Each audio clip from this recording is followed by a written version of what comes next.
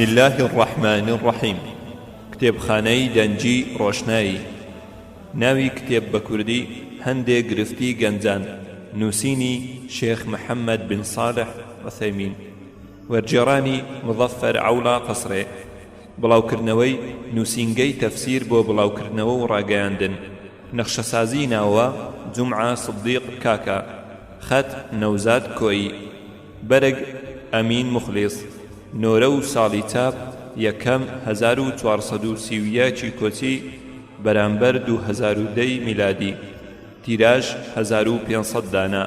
لە بەڕێوەبەرەتی گشتی کتێبخانە گشتیەکان ژمارە سپاردنی 578 ساڵی 2010 پێدراوە. کۆی لاپەڕە 56 لاپەڕە. خوێندنەوەی ئاکار حوسێن. هەڵەبڕ ئارام یونس سدیق.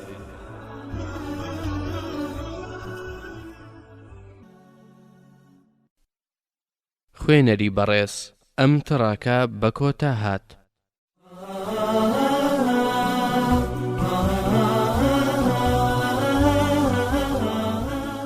پێشەچی لاپەڕە 5.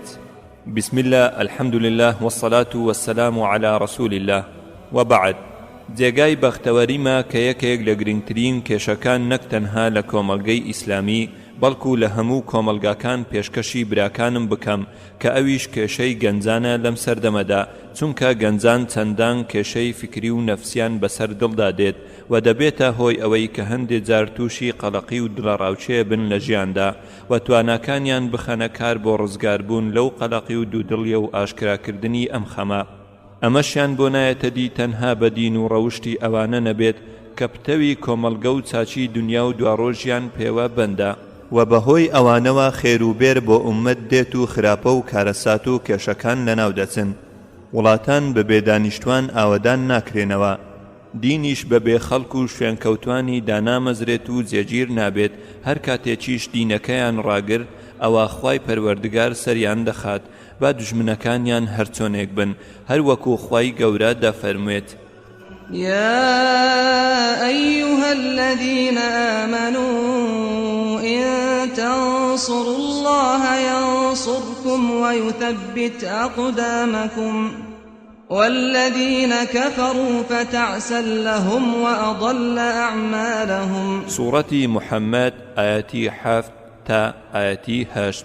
واتا ئەی ئەو کەسانەی ئیمان و باوەڕتان هێناوە، ئەگەر ئێوە پشتیوانی لە ئاینی خوا بکەن و هەوڵی سەرکەوتنی بدەن، ئەوە خوش پشتیوانی ئێوە دەکات و سەرتان دەخات و پایدار و جێگیرتان دەکات. ئەوانەش بێبڕوا بوون خەجاڵەت و سەرشۆڕیان بۆ هەیە و کار و کردەوەشیان لە دنیادا بێ ئاکامە و لە قیامەتیشدا مایە پوچن. ئەگەر دامەزران و جێگیرکردنی دین پەیوەست بێت بە خەڵکەکەی، ئیتر لەسەرمانە وەکو ئەهلی ئیسلام و هەڵگری ئاڵاکەی کە سەرەتا خۆمان ڕاست بکەینەوە بۆ ئەوەی شایستەی سەرکردایەتی و هیدایەت و شایستەی سەرفرازی و ڕاستی بین و پێویستە کە زانیاری لە کتێبی پەروەردگار و سنەتی پێغەمبەرەکەی صلی الله علیه وسلم وەربگرین. ئامادە بین بۆ کردار و گفتار و ئاڕاستەکردنی چاکە و بانگەوازکردن بۆ ئەوەی چەچی پێشوو ڕۆناچی دیار و پڕشنگدار هەڵگرین بۆ ئەوانەی کە حەقیان دەوێت و دژی ئەوانەی کە نەحەقیان دەوێت. پاشان لەسەرمانە کە هەموو ئەوەی فێری بووین و زانیومانە بەکردەوە جێبەجێی بکەین بە شێوەیەک کە لە ئیمان و دڵنیایی و دڵسۆزی و شوێنکەوتنەوە سەرچاوەی گرتبێت. هەروەها کاروبارمان تەنها و تەنها گفتار نەبێت، چونکە گفتار بەبێ کردار کاریگەری نابێت و جگا لە ئەنجامی پێچەوانە هیچی لێ پەیدا نابێت. هەروەکو خوای گەورە دەفەرموێت: يا أيها الذين آمنوا لم تقولون ما لا تفعلون كبر مقتا عند الله أن تقولوا ما لا تفعلون. سورة الصف آياتي 2 تا آياتي 3. واتا ئەی ئەوانەی باوەڕتان هێناوە، بۆچی شتێک دەڵێن و ئەنجامی نادەن؟ بۆچی گفتارتان دژی کردارتانە؟ خەشم و ڕقێکی گەورەیە لای خوا ئەوەی کە دەیڵێن و نایکەن. باشتر وایە ئێمە لە سەرەتاوە دەست پێ بکەین و بڕوانینە گەنجەکانمان و ئەو بارودۆخەی کە تیایداین لە بیر و کردار بۆ ئەوەی ئەوانەی کە چاکن یارمەتیان بدەین تا گەشە بکەن ئەوانەی کە خراپن چاچیان بکەین. چونکە گەنجانی ئەمڕۆ پیاوانی داهاتوون، ئەوان ئەو بناغەیان کە داهاتووی ئومەتیان لەسەر بنیاد دەنرێ. بۆیە دەقە شەرعیەکان هەنی ئەوە دەدەن کە گرنگی بە گەنجان بدرێت و بەرەو چاکە و چاکسازی ئاراستە بکرێن، چونکە ئەگەر گەنجان چاک بوون کە بناغەی داهاتووی ئومەتن و چاکبوونیان لەسەر کۆڵەگەی بەهێزی دین و ئەخلاق بنیانرابوو، ئەوە ئومەت داهاتوێکی ڕووناچی دەبێت، پیرەکانیشی جێنشینی کردار باشیان تێدا هەڵدەکەوێت ئینشاء الله.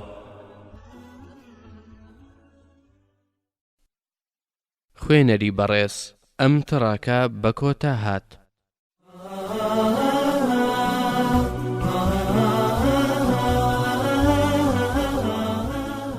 سەرنجێک لە گەنجان لاپەڕە نۆ. ئەگەر سەرنجێک بدەین لە گەنجان دەتوانین بڕیار بدەین کە گەنجان سێ جۆرن: گەنجانی سەرڕێگای ڕاست، گەنجانی لاڕێ، گەنجانی تیاما و لە نێوان ئەموو ئەودا. یەکەم، گەنجانی سەرڕێگای ڕاست، گەنجێک کە ئیمانداری ڕاستەقینەیە، بار و خۆشەویستی بۆ دینەکەی هەیە و پێی ڕازیە و شاد و بەختەوەرە پێی، دینداریەکەی بەدەستکەوت دادەنێت و بێبەشبوونی نەمانی بە خەسارەتمەندی گەورە دادەنێت، گەنجێک کە بە دڵسۆزی خوددا دەپەرستێت و شایەتمان دەدات کە خوددا تاکە و هاوبەشی نییە، گەنجێک کە دوای پێشەواکەی محەممەد صلی الله عليه وسلم دەکەوێت لە کردار و گفتاریدا، چونکە باوەڕی بەوە هەیە کە پێغەمبەری خوایە و شایستەی شوێنکەوتنە، گەنجێک کە بە پێی توانای بە شێوەیەکی کامل و بەبێ کەم و کورتی نوێژەکانی ئەنجام دەدات، چونکە باوەڕی بەو کەڵک و سوودە دینی و کۆمەڵایەتیانە هەیە کە لە نوێژدا هەن و تێبینی ئەو خەسارەتمەندی و سزایەنەش دەکات کە بەهۆی نەکردن و وازهێنانی تووشی تاکەکان و کۆمەڵگا دەبن، گەنجێک کە بەبێ کەم و کورتی زەکات دەدات ئەوانەی کە شایستەن، چونکە باوەڕی پێیەتی وەکو دەربەستکردنی پێویستی ئیسلام و مسلمانان کەوای کردووە ببێتە یەکێک لە 5 کۆڵگەکانی ئیسلام، ئەرکانول ئیسلام، گەنجێک کە لە مانجی ڕەمەزاندا بە ڕوژوو دەبێت و جڵەوی ئارەزوو شەهواتەکانی دەگرێت، هاوین بێت یان زستان، چونکە باوەڕی بەوە هەیە کە ئەمە جێگەی ڕەزامەندی پەروەردگارە، بۆیە ئەوەی کە پەروەردگار لێی داوا دەکات دەیخاتە پێش ئەوەی نەفسی لێی داوا دەکات، گەنجێک کە فەرزی حەج بۆ ماڵی خوددا بەجێ دەگەیەنێت، چونکە خوای خۆش دەوێت، بۆیە ماڵەکەشی خۆش دەوێت و حەز دەکات بگاتە شوێنەکانی ڕەحمەت و لێبوردنی و بەشداری بکات لەگەڵ مسلمانانی تر لەو شوێنانەدا، گەنجێک کە باوەڕی بە خودای بەدیهێنەر و دروستکەری ئاسمانەکان و زەوی هەیە، چونکە بەڵگە و نیشانەکانی پەروەردگار دەبینێت کە هیچ دەرفەتێک بۆ گومان و دوودڵی لە بوونی خوددا ناهێڵێتەوە لەم گەردونە فراوان و سەرسوڕهێنەرە و لە شێوەی ڕێخستنیدا، ئەوە تێبینی دەکات کە بەڵگەی سەلمێنەرن بۆ بوونی بەدیهێنەرەکەی و تێبینی دەکات کە بەڵگەی سەلمێنەرن بۆ بوونی بەدیهێنەرەکەی و تۆکمەیی و توانایی و دانایی، چونکە ناکرێ و ناگونجێ ئەم گەردونە خۆی دروست بکات و ناشکرێ کە بەڕێکەوت دروست بوو بێت، چونکە پێش دروستبوونی نەبوو، شتێکیش کە خۆی نەبێت ناکرێ شتێک بێنێتە بوون، چونکە خۆی لە بنەڕەتدا بوونی نییە، ناشکرێت کە بەڕێکەوتیش دروست بوو بێت، چونکە نیزامێکی سەرسوڕهێنەر و تۆکمەی هەیە وەلەو یاسا و ڕێسایە لا نادات کە بۆی دانراوە کە لەسەری بڕوات. سنة الله في الذين خلوا من قبل ولن تجد لسنة الله تبديلا. سورة الأحزاب آياتي 62. واتا هرگیز گۆڕانکاری نابینی لە یاسا و بەرنامەکانی خوددا، هەروەها فەرموویەتی: الذي خلق 7 سماوات طباقا ما ترى في خلق الرحمن من تفاوت فارجع البصر هل ترى من فطور ثم ارجع البصر كرتين ينقلب إليك البصر خاسئا وهو حسير. سورة الملك آياتي 3 تاوكو آياتي 4. واتا لنيو بديهن راوكاني أو خواي مهرباندا هیچ ناڕێکی و ناتەواویەک بەدی ناکەیت، ئەی ئینسان هەر چاو بجێڕە و سەرنج بدا، بزانە هیچ درز و کەم و کوڕیەک بەدی دەکەیت، پاشان هەر سەرنج بدە و چاو بجێڕە و ورد بەرەوە، جا لە دوای جار کۆڵمەدا سەرسام و ملکەز دەبیت، چاوت بە نائومێدی دەگەڕێتەوە لە کاتێکدا کە چاوت ماندووە و پەچی کەوتووە. کەواتە ئەگەر ئەم گەردونە لەسەر نیزامێکی سەرسوڕهێنەری گونجاو بێت، کەواتە دروستبوونی ڕێکەوت نییە، چونکە بەدیهێنراوی بەڕێکەوت نیزامەکەشی بەڕێکەوت دەبێت، بەمەش قابلی گۆڕانکاری و شپڕزەیی دەبێت لە هەر کات و ساتێکدا. گەنجێک کە باوەڕی بە فریشتەکانی خوا هەیە چونکە خوددا لە کتێبەکەیدا و پێغەمبەری خوش صلی الله عليه وسلم لە فەرمودەکانیدا باسی کردوون لە قورئان و سنەتدا سیفات و پەرستش و کردارەکانیان باسکراوە کە لە بەرژەوەندی دروستکراوەکاندا پێی هەڵدەستن کە ئەمەش لە ڕاستیدا بەڵگەیەکی حاشا هەڵنەگرە لەسەر بوونیان. گەنجێک کە باوەڕی بە کتێبەکانی خوا هەیە کە بۆ سەر پێغەمبەرەکانیدا ناردوویەتە خوارێ بۆ هیدایەتی ئینسان و بۆ سەر ڕێگای ڕاست، چونکە عەقڵی ئینسان ناتوانێت پێی بە بنج و بناوانی هەموو کەڵک و سوودەکانی پەرستش و کردارەکان ببات. گەنجێک کە باوەڕی بە پێغەمبەرانی خوا هەیە کە بۆ خەڵکی ناردوون تا بانگەوازیان بکەن بۆ خێر و چاکە، فەرمانیان پێ بکەن بە چاکە و بەرهەڵستیان لێ بکەن لە خراپە، بۆ ئەوەی کە خەڵک ئیتر پاساویان نەبێت دوای پێغەمبەران سەلامی خوایان لێبێت کە یەکەمیان ئادەم و کۆتا پێغەمبەریش محەممەدە صلی الله عليه وسلم. گەنجێک کە باوەڕی بە ڕۆژی دوایی هەیە کە تیایدا پەروەردگار خەڵکی دوای مردن زیندوو دەکاتەوە بۆ ئەوەی پاداشتی کارەکانیان وەربگرن. هەر کەسێک بە ئەندازەی کێشی گەردیلەیەک چاکەی کردبێت دەیبینێتەوە و هەر کەسێکیش بەو ئەندازەیە خراپەی کردبێت دەیبینێتەوە، چونکە ئەمە ئەنجام و ئاکامی دنیاە. جا ئەگەر ڕۆژێک نەبێت چاکەکار پاداشتی چاکەکەی وەربگرێت و خراپەکار سزاکەی خراپەی وەربگرێت، ئیتر مانای ژیان و حکمەتەکەی لە چیدایە. گەنجێک کە باوەڕی بە قەدەری چاکە و خراپە هەیە باوەڕی بەوە هەیە کە هەموو شتێک بەویست و قەدەری خوایە، لەگەڵ باوەڕبوون بە هۆکار و شوێنەواری بەوەی کە خۆشبەختی هۆکاری خۆی هەیە و بەدبەختیش هۆکاری خۆی. گەنجێک کە ملکەتە بۆ ئامۆژگاری خوددا لە کتێبەکەی و بۆ پێغەمبەرەکەی صلی الله عليه وسلم و بۆ ئیمام و پێشەواکانی مسلمانان و هەموو مسلمانان، بۆیە بەڕوونی و ئاشکرایی و بەبێ پێچ و پەنا هەڵس و کەوت لەگەڵ مسلماناندا دەکات، هەر وەکو کە حەز دەکات کە ئاوا هەڵس و کەوتی لەگەڵدا بکرێت. بۆیە گزی و فێڵ و تەڵەکەبازی و پێچ و پەنا و پەنهایی لە ڕەوشتی ئەودا نییە. گەنجێک کە بانگەواز بۆ خوا دەکات بە بەرچاوڕوونی و لەسەر ئەو ڕێباز و مەنهەجەی کە خوددا لە قورئاندا باسی کردووە و بانگەوازی دەکات، هەر وەکو دەفەرمێت: ادع إلى سبيل ربك بالحكمة والموعظة الحسنة وجادلهم بالتي هي أحسن إن ربك هو أعلم بمن ضل عن سبيله وهو أعلم بالمهتدين. سورة النحل آياتي 125. واتا أي پیغمبر صلى الله عليه وسلم ئەی ئیماندار بانگەواز بکە بۆ لای بەرنامە و ڕێبازی پەروەردگارت بە حکمت و دانایی و ئامۆژگاری جوان و بەجێ و گفتوگۆ و مجادلە بە جوانترین شێوە لەگەڵ هەندێکی تردا بە تایبەتی خاوەن کتێبەکان بکە. گەنجێک کە فەرمان بە چاکە دەکات و بەرهەڵستی لە خراپە دەکات چونکە باوەڕی بەوە هەیە کە بەختەوەری گەلان و ئومەتی مسلمانی تێدایە، هەر وەکو خوای گەورە دەفەرمێت: كنتم خير أمة أخرجت للناس تأمرون بالمعروف وتنهون عن المنكر وتؤمنون بالله. سورة آل عمران آياتي 110. واتا بەڕاستی ئێوە چاکترین ئومەتێکن کە بۆ سوودی خەڵکی هێنراوەتە مەیدانەوە، چونکە فەرمان بە چاکە دەدەن و قەدەغەی خراپە دەکەن و باوەڕی دامەزراوتان بە خوددا دەهێنن.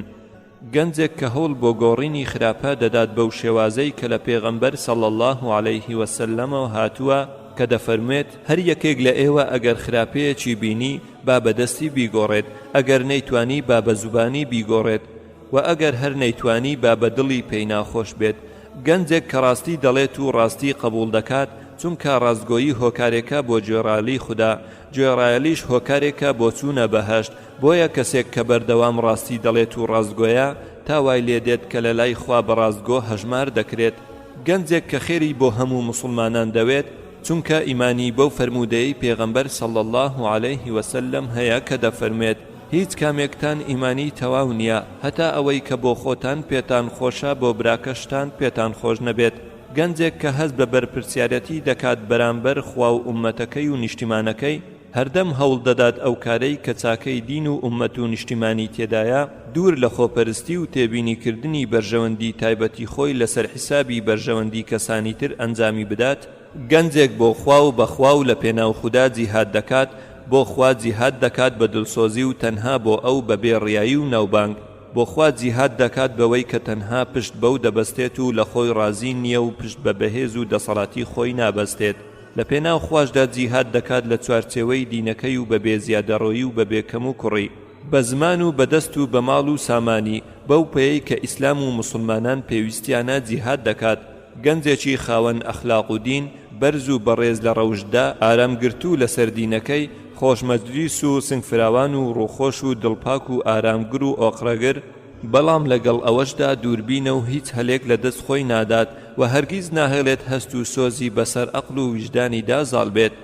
گەنجێکی سەنجین و ڕێک و پێک و دانا و بێدەنگ لە کارکردندا، لەگەڵ پوختی و باشی لە کارەکانیدا هیچ هەلێک لە تەمەنی لەدەست نادات بەبێ بەکارهێنانی لەوەی کە بە کەڵک و سوودا بۆ خۆی و ئومەتەکەی. ئەم گەنجە کە پارێزگاری لە دینەکەی و ئەخلاقەکەی و هەڵسو کەوتەکەی دەکات، دوور دەکەوێتەوە لە ڕەوشتە دژە ئاراستەکانی وەکو کوفر و گومڕایی و بێ ئەمری خوا و ڕەوشت و هەڵسو کەوتی پیس و چەپەڵ. ئەم کۆمەڵەی گەنجان جێگای فەخر و شانازی ئومەت و دروشمی ژین و دین و بەختەوەری ئومەتن. ئەو کۆمەڵەن کە لە خوددا دەپاڕێنەوە کە بە گەورەی خۆی ئەوەی کە لە کار و باری مسلمانان تێکچووە و خراپ بووە بەهۆی ئەوانەوە چاچی بکاتەوە، ڕێگای کاروانچاتی ڕێگای ڕاستیان پێڕووناک بکاتەوە. هەر ئەو گەنجانن کە بەختەوەری دنیا و دواڕۆژ بۆ خۆیان دەستەبەر دەکەن.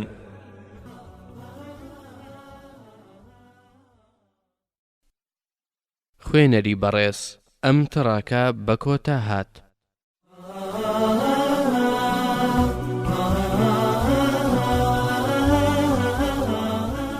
دووەم، گەنجانی لاڕێبوون، منحەریف. گەنجێک کە لە عەقیدەکەی لایداوە، لە ڕەفتاریدا سەرکێش و مەغرور و سەرسامە بەخۆی.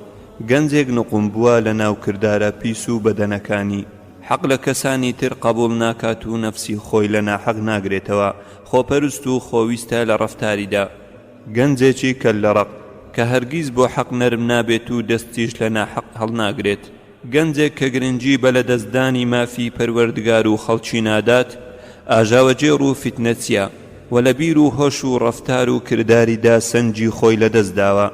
گەنجێکی سەرسام بەڕای خۆی، هەر وەکو کە هەردەم حەق لەسەر زوبانی ئەو بێت، لە نەفسی خۆی داوا هەز دەکات کە پارێزراوە لە هەڵە و تاوان و کەسانی تریش لەسەر هەڵە و تاوانن، چونکە ئەوە نابینن کە ئەو دەیبینێت.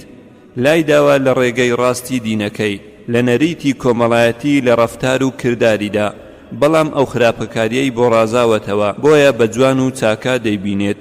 لەو کەسە دۆڕا و خەسارەتمەندانەیە کە لە دنیادا وای دەزانی کاری چاک دەکەن، چارەڕەشی و بەدبەختیە بۆ سەر نەفسی خۆی و بەڵاو موسیبەتە بۆ کۆمەلگاکەی، ئومەتەکەی بۆ خواروی خوارەوە، ئەسفەل السافلین، پەلکێش دەکات، کەڕامەتی لەدەست دەدات وەکو میکرۆبێکی نەخۆشی فەوتێنەر کە چارەسەری قورس و ئەستەما، مەگەر خوا خۆی بێوێت کە ئەویش بەسەر هەموو شتێکدا توانایە.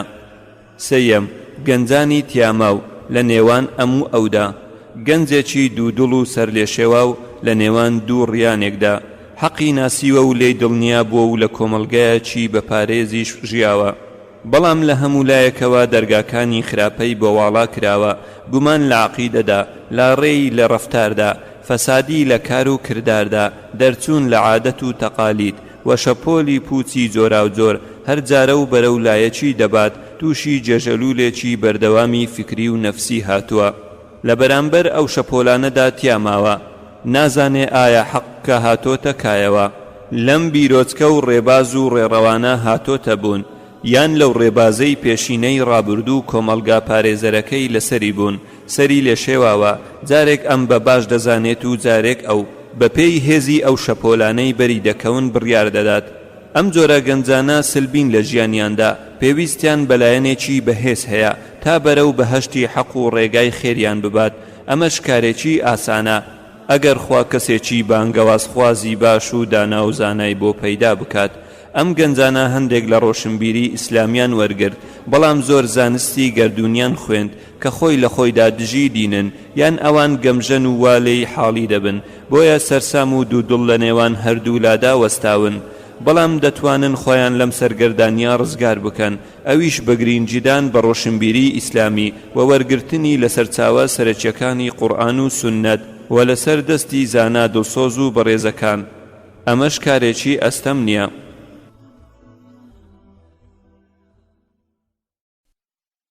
خوێنەری بەڕێز ئەم تڕاکە بە کۆتا هات.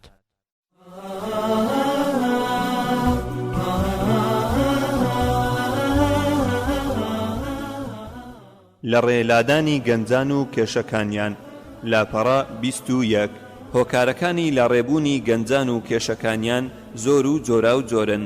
ئەمەش بۆ ئەوە دەگەڕێتەوە کە مرۆڤ لە قۆناغی گەنجیدا بە پێشکەوتنێکی گەورەی جەستەیی و فکری و عەقلیدا تێدەپەڕێت، چونکە کاتی گەشەکردنێتی و گۆڕان و پێشکەوتنی بە خێرایی بەسەردا دێت. بۆیە پێویستە لەم قۆناغەدا هۆکاری جڵەوگرتنی نەفس و سەرکوتکردنی سەرکێشەکان و سەرکردایەتیکردنێکی ژیرانەیان بۆ فەراهەم بکرێت کە بەرەو ئاراستەی ڕێگای ڕاستیان ببات. گرنگترین هۆکارەکانی لە ڕێبوونی گەنجان ئەمانن: یەکەم، دەست بەتاڵی ئەلفەراغ. دەست بەتاڵی دەردێکی فەوتێنەری بیر و هۆش و هێزی جەستەیە، چونکە نەفس پێویستی بە جوڵە و کردار هەیە. ئەگەر ئەم دوانەی نەبوو ئەوە بیر و هۆش سس دەبێت، عەقڵ خاو و خەست دەبێت و جوڵەی نەفس بێهێز دەبێت و خودخوتە و بیری خراپ دەست بەسەر دڵدا دەگرن کە لەوانەیە ویست و خواستی خراپ و دڕندانەی بۆ دروست بێت و ئەو هەستەی پێ دەربڕێت کە بەهۆی دەست بەتاڵیەوە تووشی بووە. چارەسەری ئەم کێشەیەش بەوە دەکرێت کە گەنجان هەوڵی دەستکەوتنی کارێکی گونجاو بدەن، وەک خوێندنەوە و بازرگانی و نووسین یان هەر کارێک کە دووری دەخاتەوە لە دەست بەتاڵی. هەروەها پێویستە کە ئەندامێکی ساغ و کارا و هۆشمەندی کۆمەڵگەکەی بێت بۆ خۆی و بۆ کەسانی تر. دووەم، وشتی و دووری پەیوەندی نێوان گەنجان و پیران لە خزم و کەسانی خۆیان بن یان کەسانی تر. زۆر لە گەورەکان دەبینین کە لاڕێیی لە گەنجەکانیان یان لە گەنجانی تر دەبینن، کەچی تیا دەمێن و بێدەسەڵات دەبن لە ڕاستکردنەوەیان و نائومێد دەبن لە چاککردنیان. بۆیە ئەم گەنجانە ڕق و بێزاربوونیان بۆ دروست دەبێت بەرامبەر بە پیرەکان. بەهۆی ئەو پەیوەندیەوە لەوانەیە پیرەکان حکمی خراپە بەسەر هەموو گەنجەکاندا بدەن و گرەیەکیان بەرامبەر گەنجان بۆ دروست ببێت. بەمەش کۆمەلگا پارچە پارچە دەبێت. هەردوولا لە گەنجان و پیران بە چاوی ڕق و قینەوە سەیری یەکتر دەکەن. ئەمەش یەکێک لە گەورەترین مەترسیەکانە بۆ هەڵوەشانەوە و پارچە پارچەبوونی کۆمەلگاکان. چارەسەری ئەم کێشەیەش بەوە دەکرێت کە هەر کام لە گەنجان و پیران هەوڵی سڕینەوە و نەهێشتنی ئەو وشتی و دوورە پەرێزیەی نێوانیان بدەن و هەست بکەن کە کۆمەلگا بە گەنج و پیرەوە وەکو جەستەیەک وایە کە ئەگەر ئەندامێکی تێکچوو دەبێتە هۆی خراپبوونی هەمویان. هەروەها لەسەر پیران پێویستە هەست بەو بەرپرسیارەتە بکەن کە لە ئەستۆیانە بەرامبەر بە گەنجەکانیان و ئەو ناومێدیە و ڕەشبینیە لە خۆیان دوور بخەنەوە کە بەرامبەر بە چاکبوونی گەنجان هەیانە، چونکە خوا بەسەر هەموو کارێکدا توانایە. چەند گومڕابوو خوددا هیدایەتی دان و بوونە چرای هیدایەت و بانگەوازخوازی و چاکسازی. لەسەر گەنجانیش پێویستە کە ڕێز و تەقدیر بۆ ڕاو بۆچوونی پیرەکاندا بنێن و پێشنیارەکانیان قبول بکەن، چونکە ئەوان خاوەن ئەزمون و حەقیقەتی ژیانیان بینیوە کە ئەمان نەیان بینیوە. ئەگەر دانایی و حکمەتی گەورەکان و هێزی گەنجان گەیشتەیەک، ئەوە کۆمەلگا خۆشبەختی بەدەست دێنێت بە پشتیوانی خوددا. سێیەم، پەیوەندی هەبوون لەگەڵ کەسانی لاڕێ و هاوڕێیەتی کردنیان. ئەمەش زۆر کاریگەری لەسەر عەقڵ و بیر و ڕەفتاری گەنجدا هەیە.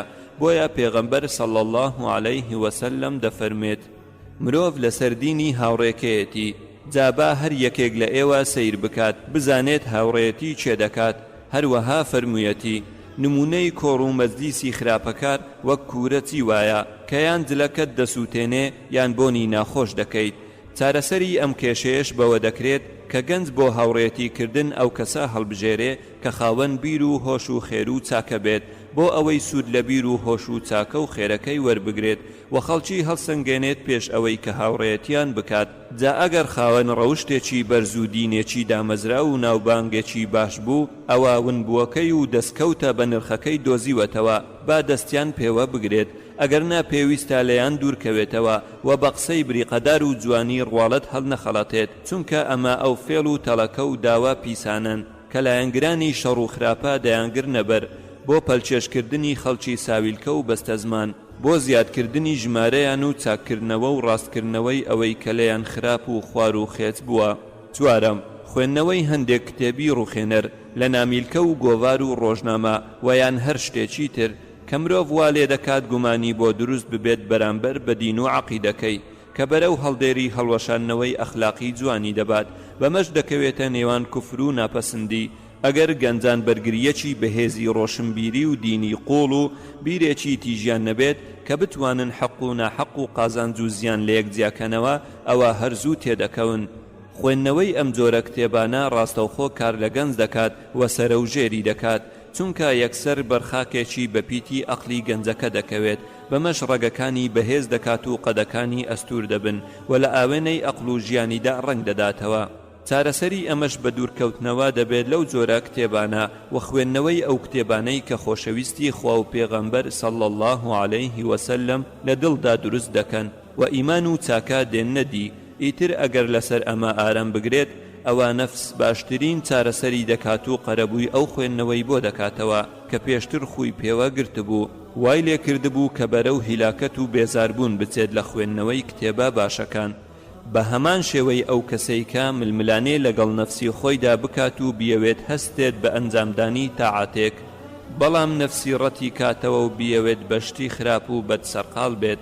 گرنگترین ئەو کتێبە بە سوودانەش کتێبی خوا و ئەو کتێب و تەفسیرانەی کە زانایان لەسەریان نووسیون لە تەفسیری پوخت و ڕاست و بەپێز هەروەها فەرموودەکانی پێغەمبەر صلی الله عليه وسلم و ئەو کتێبانەی کە زانایان لەژێر ڕۆشنایی ئەم دوو سەرچاوەیە نووسیویانن.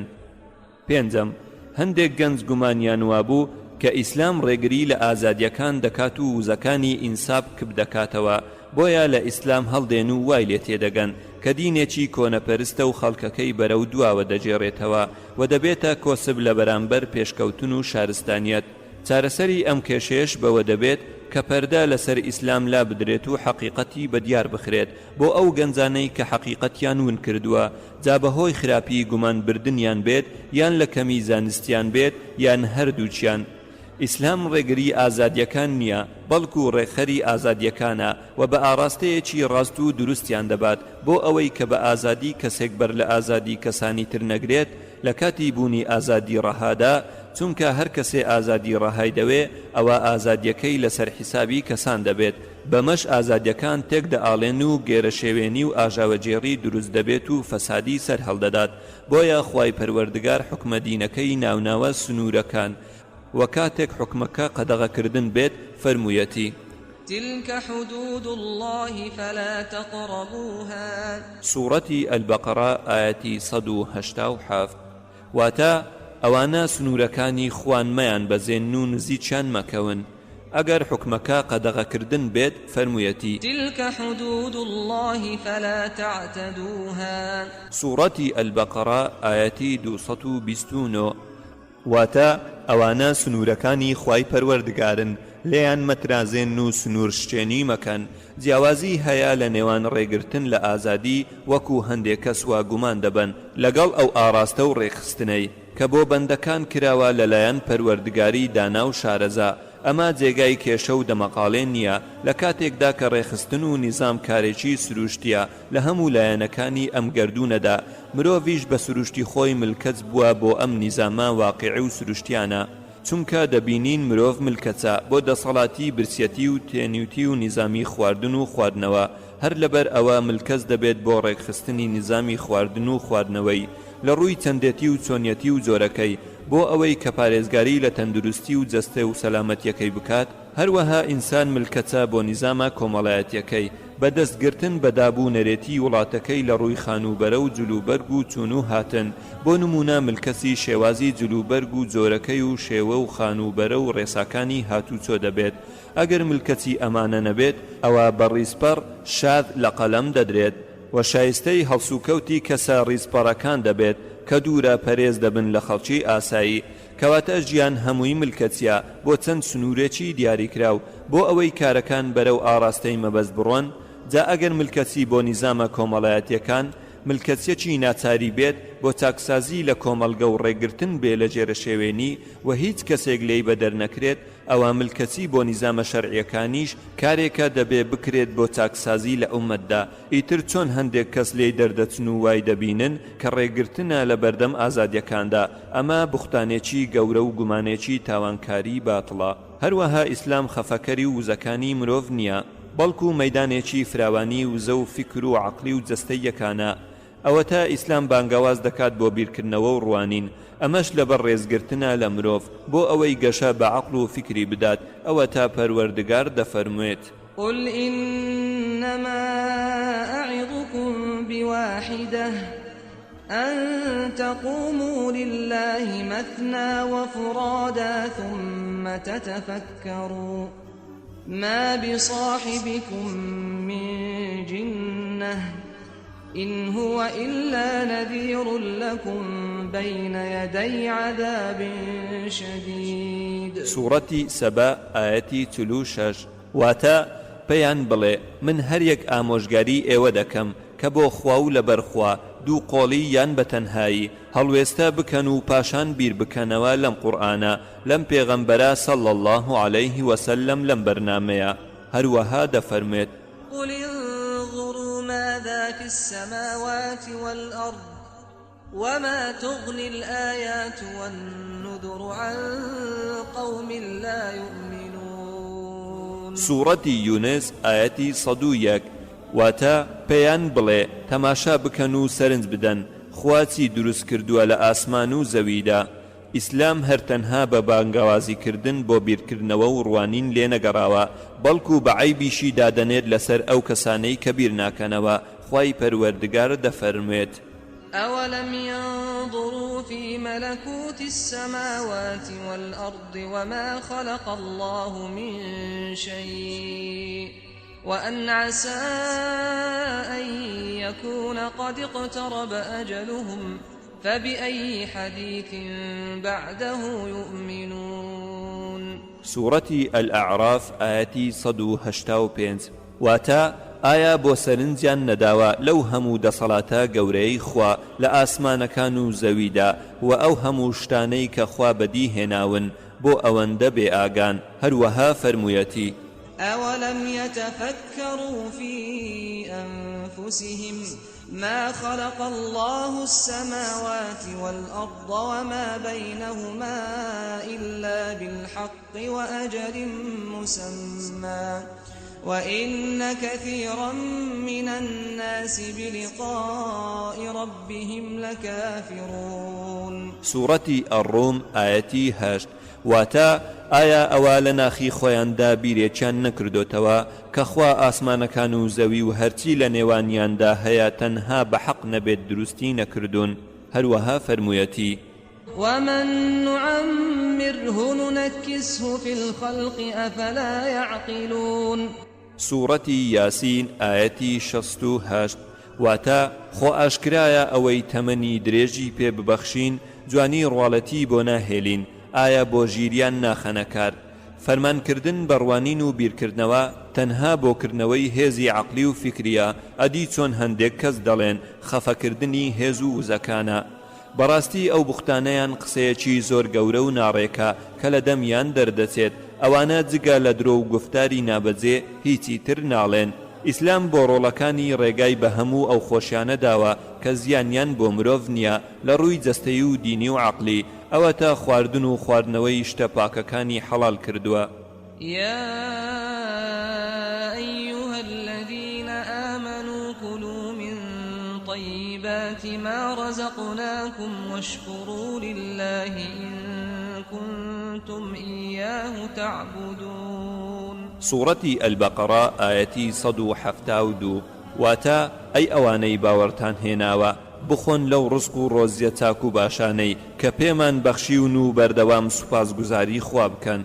هەروەها فەرموویەتی: يا بني آدم خذوا زينتكم عند كل مسجد وكلوا واشربوا ولا تسرفوا إنه لا يحب المسرفين. سورة الأعراف آياتي 31. واتا بخۆن و بخۆنەوە لە ناز و نیعمەتەکان بەڵام زیادەڕۆیی مەکەن، چونکە بەڕاستی خوا لە سنوور و دەرچوان و زیادەڕەوانی خۆش ناوێت. هەروەها هەموو پۆشاک و جلو بەرگێک کە لەگەڵ حکمت و فیترەتدا بگونجێت بۆی حەڵال کردوونە. فەرموویەتی: يا بني آدم قد أنزلنا عليكم لباسا يواري سوآتكم وريشا ولباس التقوى ذلك خير ذلك من آيات الله لعلهم يذكرون. سورة الأعراف آياتي 26 واتا ئەینەوەی ئادەم ئێمە بەڕاستی پۆشاچی لەبارمان بۆ فەراهەم هێناون عەورەت و ئەوەی پێتان ناخۆشە دەربکەوێت دایدەپۆشێت هەروەها جلوبەرجی جوانیش کە خۆتانی پێبڕازێننەوە بەڵام بیرتان نەچێت پۆشاچی خواناسی چاکتر و خێردارتر و بەفەڕترە هەروەها فەرموویەتی قل من حرم زينة الله التي أخرج لعباده والطيبات من الرزق قل هي للذين آمنوا في الحياة الدنيا خالصة يوم القيامة كذلك نفصل الآيات لقوم يعلمون.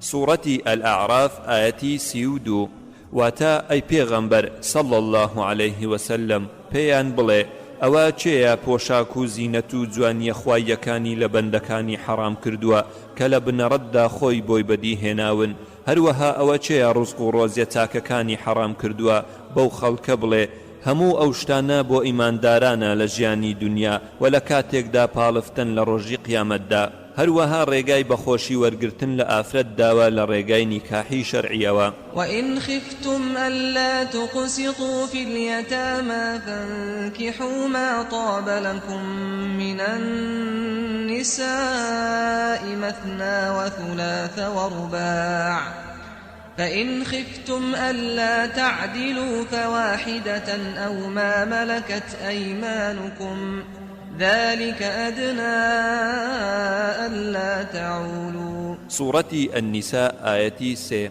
واتا لآفرتاني حلال بوتان مارا بكن دودو يان سيان سيان يان چوار چوار البتا ليك هاوسر زياتر مرجو بارودوخي تايبتي خوي هيا خو اگر ترسان لوي كنتوانن داد پرور بن لنوان هاوسركانتاندا اوا يك آفرت مارا بكن لبواری کاسبی و ماڵ و دارایشدا ئیسلام وزەی ڕۆڵەکانی کپ نەکردووە بەڵکو هەموو کاسبیەکی دادوەرانە و حەڵالی ڕێگا پێداوە.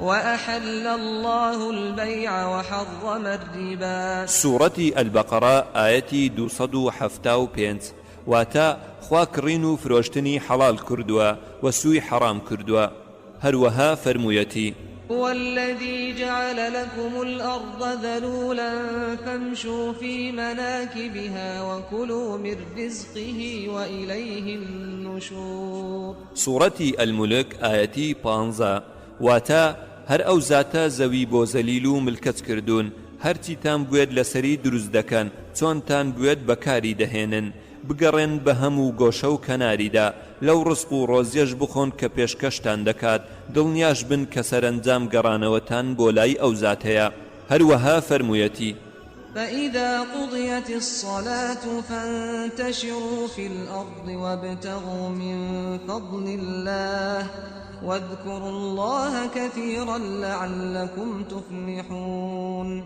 سورة الجمعة آياتي دا واتا جاکاتێک نوێژ تەواو بوو ئەوە بڵاو ببنەوە بە زەویدا و بە تەمای بەخششی خوا هەوڵ و کۆشش بدەن. ئایا دوای ئەوە گومانی هەندێک کەس کە دەڵێن ئیسلام و زەکانی مرۆڤ خەفە دەکات بەڕاست دادەنرێت ئەو خطوتانەی بەسەر دڵی گەنجاندا دێن. لاپەڕا 36 دڵی مردوو خطوتە و چرپەی شەیتانی دژی دینی بەسەردا نایەت چونکە دڵێکی مردووی هیلاک شەیتان لەوە زیاتری لێناوێت هەر لەبەر ئەوە بوو کە هاتنە لای عەبدوڵڵای کوڕی مەسعود یان عەبدوڵڵای کوڕی عەباس و گوتیان جوولەکەکان دەڵێن ئەوان لە نوێژدا تووشی خطوتە و وەسوەسە نابن چرپەچرپی شەیتانیش توش نابن. ئەویش گوتی ڕاست دەکەن شەیتان چی لە دڵی وێران بوو بکات بەڵام ئەگەر دڵ زیندوو بێت و کەمێکیش ئیمانی تێدا بێت ئەوە شەیتان هێرشی بۆ دەبات بەبێ بەزەی و بێسڵکردنەوە پاشان خطوتەی دژی دینی لە دڵدا دروست دەکات کە ئەگەر ئینسان تەسلیمیان بێت بەرەو هیلاکەتی دەبن تاوای لێ دەکات گومانی لەبوونی خوا و عەقیدەکەیدا بۆ دروست دەکات ئەگەر لە دڵدا خاڵێکی بێهێزی دۆزیەوە ئەوە دەسەڵاتی بەسەردا دەگرێت تا لە دین لای دەدات بەڵام ئەگەر لە دڵدا هێز و بەرگریەک هەبوو ئەوە شەیتان شکست دێنێت و سووک و ڕسوا دەبێت. لە ئیبن عەباسەوە ڕەزامەندی خوای لێبێت هاتووە کە پیاوێک هاتە لای پێغەمبەر صلی الله علیه وسلم گوتی دەروونم هەندێک شتم پێ دەڵێت لەلام باشترا ببم بە خەڵوس نەوەکو باسی بکەم. پێغەمبەریش صلی الله علیه وسلم فەرمووی سوپاس بۆ ئەو خودایی کە فێڵی شەیتانی لەسرە تۆ کردوتە خوتوتە. هەروەها کۆمەڵێک لە هاوڵان هاتنە لای پێغەمبەر صلی الله علیه وسلم گوتیان ئەی پێغەمبەری خوا ئێمە لە دەروونماندا شتی وامان بۆ دروست دەبێت کە گەورەیە لەسەر یەکێکمان واتە بە گەورەی دەزانێت باسی بکات. پاشان پێغەمبەر صلی الله علیه وسلم فەرمووی هەستی پێدەکەن؟ گوتیان بەڵێ. فەرمووی ئەوە لە تەواوەتی ئیمانە واتە ئەم خوتوتە لە ناکاوە و بەرپەرزانەوەی ئێوە بۆی و بە گەورەزانینی هیچ زیان بە ئیمانتان ناگەیەنێت بەڵکو نیشانەیە بۆ ئەوەی کە ئیمانەکەتان کامڵە و هیچی کەم نییە. هەروەها پێغەمبەری خوا صلی الله علیه وسلم فەرمووی شەیتان دێتە لای هەر یەکێکتان دەڵێت کێ ئەمەی دروست کردووە کێ ئەوەی دروست کردووە هەتا وای لێدێ دەڵێت کێ خواکەتی دروست کردووە. ئەگەر گەیشتە ئەو سنوورە با پشت بەخوا بگرێت لە شەیتان و واز بێنێت لە بیرکردنەوە. لە ڕیوایەتێکی تردا هاتووە با بڵێت باوەڕم بەخوا و بە پێغەمبەرەکەی هێنا. لە فەرمودەیەکی تردا هاتووە کە ئەبوو داود ڕیوایەتی کردووە بڵێن الله ئەحەد الله الصەمەد لەم یەلد وەلەم یولد وەلەم یەکن لەه کوفوەن ئەحەد. پاشان سێ جار تف لە لای چەپ بکات و بڵێت ئەعوذ بالله من الشەیطان الرەجیم. لەم فەرمودانەدا هاوڵان وەسفی نەخۆشیەکەیان بۆ پێغەمبەر صلی الله علیه وسلم کردووە. ئەویش صلی الله علیه وسلم چارەسەرەکەی لە چوار شتدا بۆ دەستنیشان کردوون.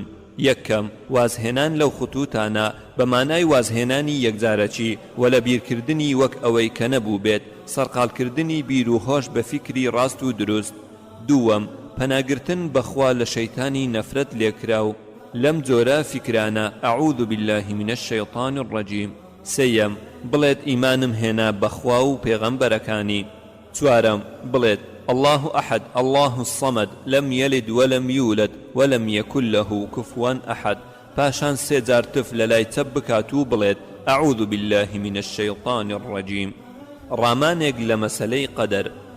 لاپەڕا چل یەکێک لەو کێشانەی کە تووشی گەنجان دەبێت مەسەلەی قەدەرە چونکە باوەڕبوون بە قەدەر یەکێکە لە پێنج کۆڵەگەکانی ئیمان کە بە بێبوونی ئیمان تۆکمە و تەواو نابێت. قەدەر واتە ئیمانت بەوە هەبێت کە خوای پەروەردگار زانایە بەوە کە لە ئاسمانەکان و زەوی ڕوودەدات و پەروەردگار دیاری کردووە هەروەکو خوای پەروەردگار دەفەرموێت ألم تعلم أن الله يعلم ما في السماء والأرض إن ذلك في كتاب إن ذلك على الله يسير. سورة الحج آياتي حفتا واتا أي هوشمند مەگەر نەتزانیوە کە بەڕاستی خوا ئاگا و زانایە بە هەرچی لە ئاسمان و زەویدا هەیە و هەموو ئەو شتانەی کە دەیکەن لە کتێب و دۆسیا لەوح المەحفوظدا تۆمار کراوە بەڕاستی ئەو کارە بۆ خوا زۆر ئاسانە. پێغەمبەر صلی الله علیه وسلم نەهی کردووە لە دەمەقاڵی و مشتومڕ لەسەر مەسەلەی قەدەر. لە ئەبوو هوڕەیڕەوە هاتووە ڕەزامەندی خوای لێبێت گوتوویەتی پێغەمبەر صلی الله علیه وسلم هاتە لامان و ئێمە لەسەر قەدەر مشتومڕمان بوو. پێغەمبەر صلی الله علیه وسلم تووڕە بوو تا ڕووی سوور هەڵگەڕا و فەرمووی ئایا بەوە فەرمانتان پێکراوە؟ ئایا بەوە بۆ ئێوە ڕەوانە کراوم؟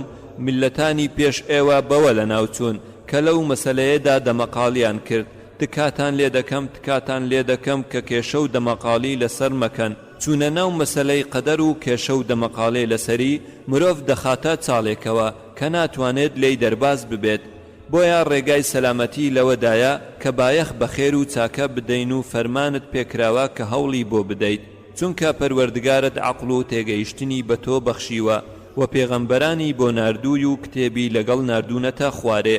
رسلا مبشرين ومنذرين لئلا يكون للناس على الله حجة بعد الرسل وكان الله عزيزا حكيما. سورة النساء آياتي 165 واتا تا خەڵکی هیچ بەڵگەیەکیان بەدەستەوە نەمێنێت لەسەر بێدینی و یاخیبوونیان دوای ئەوەی خوا پێغەمبەرانی بۆ ڕەوانە کردوون بێگومان هەمیشە و بەردەوام خوا باڵادەست و دانایە.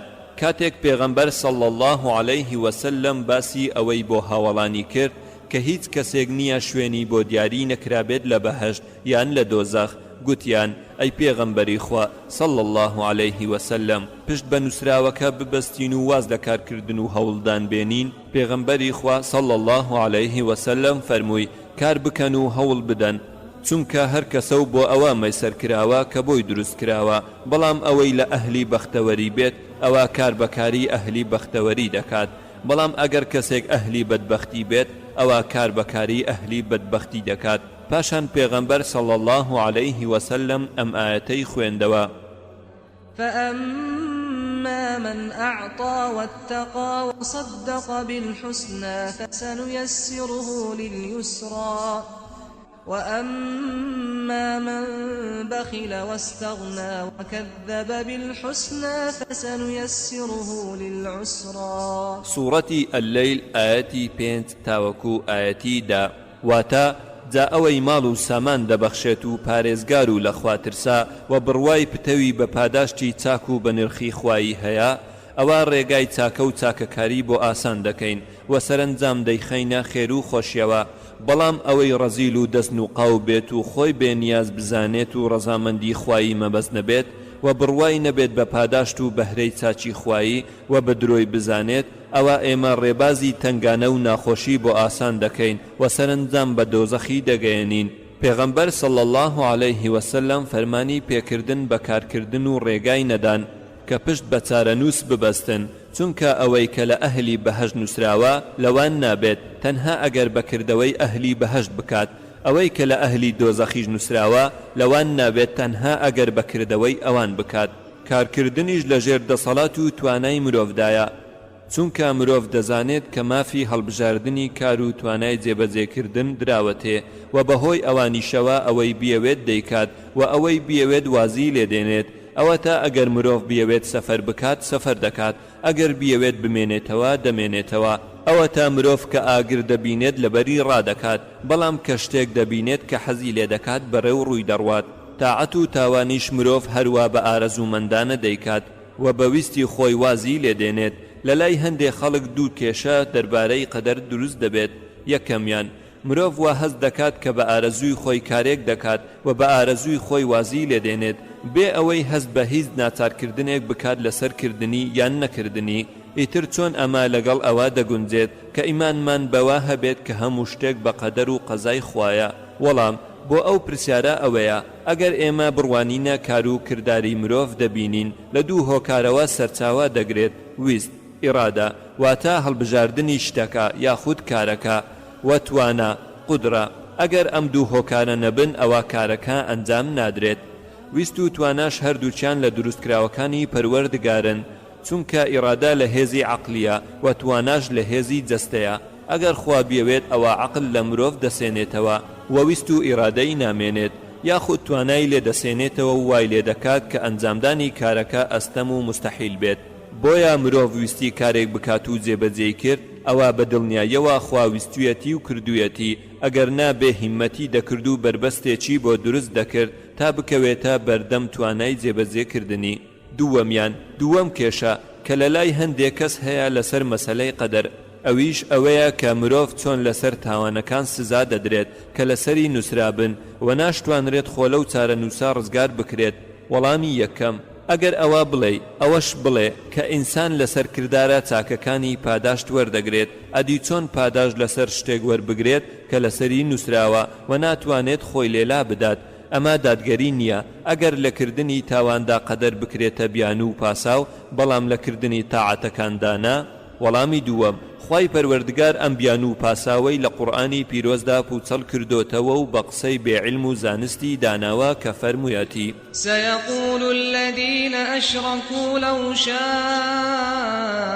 الله ما أشركنا ولا آباؤنا ولا حرمنا من شيء. سورة الأنعام آياتي 148 واتا لەمەو دوا مشریکەکان دەڵێن ئەگەر خوا بیویستایە هاوڵمان بۆ بڕیار نەدەدا باو باپیرانیشمان مشریک نەدەبوون هیچ شتێکمان لە خۆمان حەرام نەدەکرد ئەمانە هەمووی قسەی بەتاڵە و هەرگیز خوای گەورە زۆر لە کەس ناکات بۆ باوەڕهێنان یان بۆ بێباوەڕی هەر بەو شێوەیە ئەوانەی پێش ئەمانیش درۆ و بوختانیان هەڵدەبەست هەتا تووشی بەڵای ئێمە بوون و سزای ئێمەیان چەشت پێیان بڵێ ئایا هیچ زانست و زانیاریەکی خواییتان لەلایە تا نیشانمان بدەن و بۆمان دەربخەن ئێوە شوێنی هیچ شتێکی تر ناکەون جگە لە گومان ئێوە هیچ شتێکی تر ناکەن مەگەر ئەوە نەبێت کە درۆ دەکەن پەروەردگار ئەوەی ڕوون کردوتەوە کە ئەو کەسانەی پاسەوە بۆ شیرک پەیداکردنیان دێننەوە پێشینانیشیان هەمان قسەی ئەوانیان دەکرد و لەسەری بەردەوام بوون تا عەزاب و ئازاری خوایان چەشت ئەگەر پاساوەکەیان ڕاست بوایە هەرگیز سزای خوایان نەدەچەشت پاشان خدا فەرمانی بە پێغەمبەرەکەی صلی الله عليه وسلم کرد کە تەحەدایان بکات کە بەڵگە لەسەر ڕاستی و دروستی پاساوەکەیان بێننەوە پێی ڕاگەیان کە لەو بارەیەوە هیچ پاساوێکیان نییە وەڵامی سێیەم دەتوانین بڵێین کە قەدەر نهێنیەکی پەنهان و شاراوەیە جگە لەخوا کەس نازانێت تا ڕوو دەدات ئیتر تاوانکار لە کوێی زانی کە خوددا ئەو تاوانەی بۆ نووسیوە تا بڕوات بیکات ئەدی ناتوانین بڵێن کە دەکرێ خوا تاعەت و چاکەی بۆ نووسی بێت ئیتر بۆچی لە جاتی تاوانەکە ناڕوات چاکە بکات و بڵێ خوددا بۆ نووسی بووم کە تاعەت و چاکە بکەم وەڵامی چوارەم دەتوانین بڵێین خوددا ئینسانی بەسەر گشت بوونەوەرەکانی تردا بەرز و بەڕێزتر کردووە و عەقڵ و توانای تێگەیشتنی داوەتێ و کتێبی بۆ ناردووە و پێغەمبەرانی سەلامی خوایان لەسەر بێت بۆ ڕەوانە کردووە سوودبەخش و زیانبەخشی بۆ ڕوون کردووەتەوە ویست و توانای داوەتێ کە دەتوانێت بەهۆیانەوە یەکێک لە ڕێگاکان بگرێتە بەر ئیتر بۆچی کاشی تاوانبار ڕێگای زیانبەخش بەسەر ڕێگای سوودبەخشدا هەڵدەبژێرێت ئایا ئەو تاوانبارە کە بیەوێت بچێتە سەفەر بۆ شوێنێک و دوو ڕێگای لە بەردەمدا بوون یەکێکیان ئاسان و سەلامەت بوو ئەوی تریان ئەستەم و مەترسیدار ئەوە بە دڵنیاییەوە ڕێگا ئاسان و سەلامەتەکە دەگرێتە بەر و ڕێگا ئەستەم و مەترسیدارەکە ناگرێتە بەر بە پاساوی ئەوەی کە خوددا لەسەری نووسی بوو بەڵکو ئەگەر ئەو ڕێگایی گرتە بەر و ئەوەی کردە پاساو کە خوددا ئەوەی لەسەر نووسی بوو ئەوە خەڵک بەجێل و شێتی دادەنێن ڕێگای خێر و شەڕیش هەروان ئیتر با مرۆڤ ڕێگای خێر بگرێتە بەر و فێڵ لە خۆی نەکات بە پاساوی ئەوەی کە خوددا لەسەری نووسیوە دواتر دەبینین هەر مرۆڤێ توانای بەدەستهێنان و بژێوی ژیانی هەیە کەچی دەبینین هەموو ڕێگاکانی تاقی دەکاتەوە بۆ بەدەستهێنانی ئەو بژێویە و لە ماڵەوە دانانیشێت و واز لە هەوڵدان بۆ بەدەستهێنانی بێنێت و قەدەر بکاتە پاساو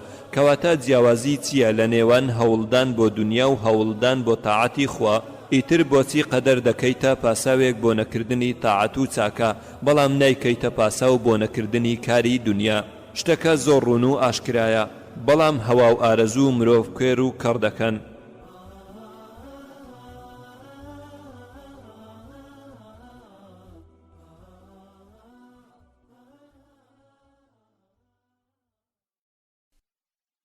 خوێنەری بەڕێز ئەم تڕاکە بە کۆتا هات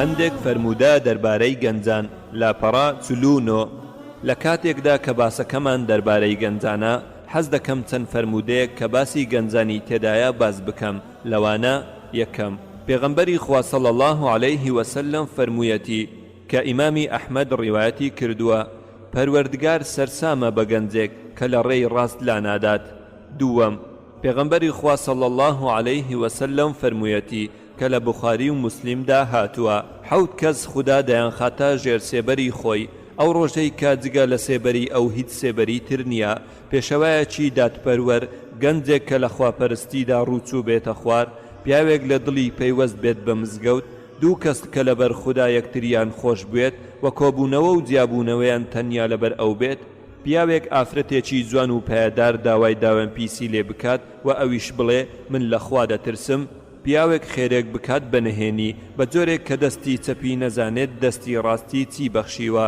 کەسێک کە بە تەنها یادی خوا دەکات تا چاوی پڕ دەبێت لە فرمێسک سەیەم پێغەمبەری خوددا صلی الله عليه وسلم فەرموویەتی کە ئیمام تورمذی ڕیوایەتی کردووە کە دەفەرموێ حەسەن و حوسەین گەورەی گەنجەکانی بەهەشتن. چوارەم پێغەمبەری خوا صلی الله عليه وسلم فەرموویەتی کە ئیمامی موسلیم ئەو فەرموودەی ڕیوایەت کردووە بە ئەهلی بەهەشت دەگوترێت بە گەنجی دەمێننەوە و هەرگیز پیر نابن. پێنجەم پێغەمبەری خوا صلی الله عليه وسلم فەرموویەتی کە ئیمامی تورمذی ڕیوایەتی کردووە هەر گەنجێک لەبەر بە ساڵاتچوویی ڕێز لە پیرێک بگرێت خوا لە پیریدا ئەمەی دێنێتەوە ڕێ. شەشەم پێغەمبەری خوا صلی الله عليه وسلم لە فەرموودەیەکی تردا دەفەرمێت کە ئیمامی بوخاری ڕیوایەتی کردووە ئیمامی ئەبوبەکر کە عومەریشی لەلابوو بە زەیدی کوڕی ثابت خوا لێیان ڕازی بێتی گوت تۆ کەسێکی گەنج و ژیری تۆمەتبارت ناکەین بەکاری خراپ و دووڕووی و یەکێک بووی لە نووسەرانی وەحی بۆ پێغەمبەر صلی الله عليه وسلم بۆیە هەستا بە کۆکردنەوەی قورئان. هەفتەم پێغەمبەر صلی الله عليه وسلم چووە لای گەنجێک کە لەسەر مەرگدا بوو پێی گوت چۆن ئامادەباشی خۆت دەبینی بۆ مردن و قیامەت؟ ئەویش گوتی دیداری خوام دەوێت ئەی پێغەمبەری خوا صلی الله عليه وسلم و لە گوناهەکانیشم دەترسم. پێغەمبەر صلی الله عليه وسلم پێی فەرموو هەرگیز لەم کاتانەدا نیاز و ترس لە دڵی بەندەدا کۆنابنەوە ئیلا خوددا بێ نیازی ناکاو لە ترس و دڵەڕاوچێ دڵنەوایی دەکات. هەشتم پێغەمبەری خوددا صلی الله عليه وسلم فەرموویەتی کە ئەو فەرموودەیە ئیمامی بوخاری ڕیوایەتی کردووە بەڕائی کوڕی عازب ڕەزای خوای لەسەر بێت لە شەڕی حونەین گوتیەتی ناسوێن بەخوا و بە پێغەمبەر صلی الله عليه وسلم هەڵنەهات بەڵام هەندێک لە هاوڵە گەنجەکانی کە چەک و تفاقیان پێنەبوو ڕایان کرد. نۆیەم پێغەمبەری خوا صلی الله عليه وسلم فەرموویەتی کە ئیمامی ئەحمەد ئەو فەرموودەی ڕیوایەت کردووە لە ئیبن مەسعودەوە ڕەزای خوای لێبێت هاتووە ئێمە لەگەڵ پێغەمبەر صلی الله عليه وسلم جەنگمان دەکرد لە دژی کافران کاتێک کە گەنج بووین. دەیەم لە ئەنەسی کوڕی مالیکەوە هاتووە و گوتویەتی هەفتا گەنجی پشتیوانەکانی مەدینە لە مزگەوت دەبوون کە پێیان دەگوترا قورئان خوێنەکان کاتی ئێواران بڵاوەیان دەکرد لە مەدینەدا دەرسیان دەخوێند و نوێژ و دوعایان دەکرد ماڵەوەیان وایان دەزانی لە مزگەوتن خەڵکی مزگەوتیش وایان دەزانی لە ماڵەوەن تا کاتی بەیانی دەهاتن ئاویان دەبرد و داریان کۆ دەکردەوە کەلوپەلەکانیان دەبرد و دەچوون بۆ لای ژووری پێغەمبەر صلی الله عليه وسلم. یازدا لە عەلقەمەوە دەجێڕنەوە کە یەکێکە لە برادەرەکانی ئیبن مەسعود دەفەرمێت لەگەڵ عەبدوڵڵای کوڕی مەسعود دەڕۆیشتم لە مونە کە شوێنێکە لە مەککە گەیشتین بە عوسمان ڕەزای خوای لێبێت هەستا لەگەڵ ئیبن مەسعود کەوتە قسەکردن. عوسمان بە ئیبن مەسعودی گوت ئەی باوکی عەبدوڕەحمان بۆ کچێکی گەنجت بۆ نەهێنین بەڵکو هەندێک شتت بیر بێنێتەوە کە لە بیرت کردوون لە سەردەمی گەنجێتی.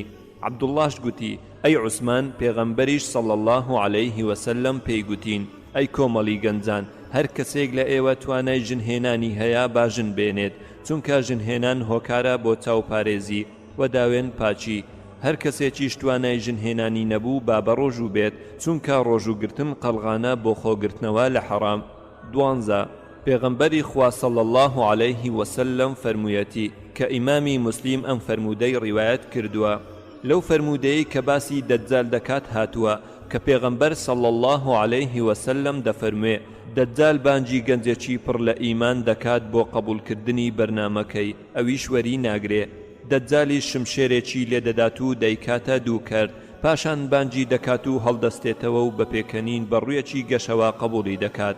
سێزدا پێغەمبەری خوا صلی الله عليه وسلم فەرموویەتی کە ئیمامی بوخاری ئەو فەرموودەی ڕیوایەت کردووە لە مالیکی کوڕی حوەیرسەوە ڕەزای خوای لێبێت هاتووە کە گوتویەتی چووینە لای پێغەمبەر صلی الله عليه وسلم کە کۆمەڵە گەنجێکی هاوتەمەن بووین 20 شەو و ڕۆژ لە لای ماینەوە پێغەمبەر صلی الله عليه وسلم لەگەڵمان بە بەزەیی بوو کاتێک زانی کە خزم و کەسمان جێهێشتووە و بیریان دەکەین پرسیاری لێکردین دەربارەی ئەوانەی کە جێمان هێشتون ئێمەش پێمان گوت فەرمووی بگەڕێنەوە لای خزم و کەستان و لایەن بمێننەوە و فێری دینیان بکەن و فەرمانیان پێ بکەن چەند شتێکی فەرموون و نوێژ بکەن وەکو منتان بینیوە کە نوێژ دەکەم هەروەها کاتی نوێژ هات با یەکێکتان بانگ بدا و بە تەمەنترینتان با پێش نوێژیتان بۆ بکات.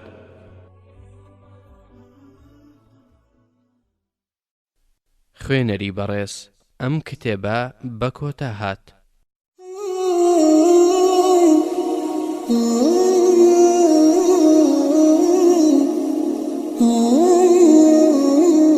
کتێبخانەی ڕۆشنایی دەنجی یەکەمین کتێبخانەی دەنجی ئاینی بە زمانی شیرینی کوردی. کتێبخانەی دەنجی ئاینی بە زمانی شیرینی کوردی. کتێبخانەی ڕۆشنایی دەنجی تیشکێک بۆ مێژوو، سەرنجێک بۆ ئەمڕۆ، ژیریەک بۆ داهاتوو. کتێبخانەی ڕۆشنایی دەنجی ڕۆشناییەک لە پەڕاوە ڕاستیەکان بەرەو دڵە شەکەت و ماندووەکان. ڕۆشنایی دەنجی زەنجێک بۆ بێداری، خۆراکێک بۆ مێشک. ڕۆشنایی دەنجی بۆ گەاندنی ڕەخنە و پێشنیارەکانتان بۆ دەستکەوتنی کتێبەکانی کتێبخانەی ڕۆشنایی دەنجی پەیوەندی بکەن بە ژمارە تەلەفۆنەکانی کۆڕک 0750 442 0872 زین 0782 442 0872 بەڕێوەبەری کتێبخانەی ڕۆشنایی دەنجی هاوکار محەممەد. ڕۆشنایی دەنجی.